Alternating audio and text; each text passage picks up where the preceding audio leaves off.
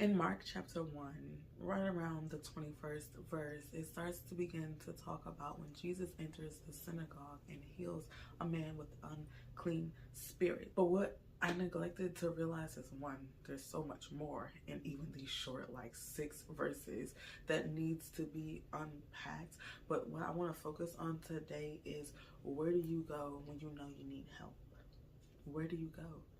I mean, a lot of us go to the actual hospital. A lot of us go to family members and friends, maybe even your mama if she's still alive. And a lot of us just neglect ourselves, stay home, or neglect ourselves and continue to go out and push forth that hustle culture that we've been so accustomed to in this world. Because because I don't feel good doesn't mean that I gotta stop doing what I've been doing, because I gotta make this money, I gotta make this bag, I gotta pay these bills, gotta take care of these kids.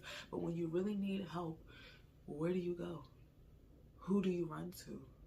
Because even though this man had an unclean spirit within him, he still was going forth to church. He still was going forth seeking out God. He still was going forth getting the help that he needed. And he knew,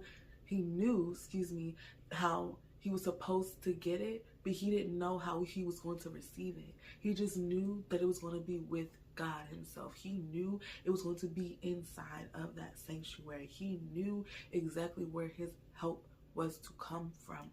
And I'm asking y'all today, where do you believe your help truly comes from? Do you believe it actually comes from yourself? Do you believe it comes from your mama or from your daddy? Do you believe it comes from being out there in them streets and actually going forth and getting that bag? Or do you believe that it comes from loving and nurturing your kids? Like, what do you really think? We're supposed to go forth and we're supposed to actually go into the sanctuary. The church itself is the hospital. There's so many people that can encompass around you. Yes, they have their own faults and flaws and all about them. Even the pastor himself isn't perfect. But where do you go to get your help? Inside that sanctuary, inside that building, you're supposed to be able to seek after him in ways that you couldn't even do on your own. I mean, that's the first step. That's the baby step. Sometimes we can't do it all by ourselves.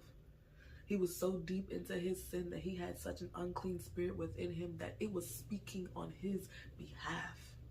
How many of us have spirits within us that are speaking on our behalves, going forth and saying things that we don't even know or believe, but we knew where we needed to be in those moments. He knew where he needed to be in that moment. We know, but we don't go forth and do.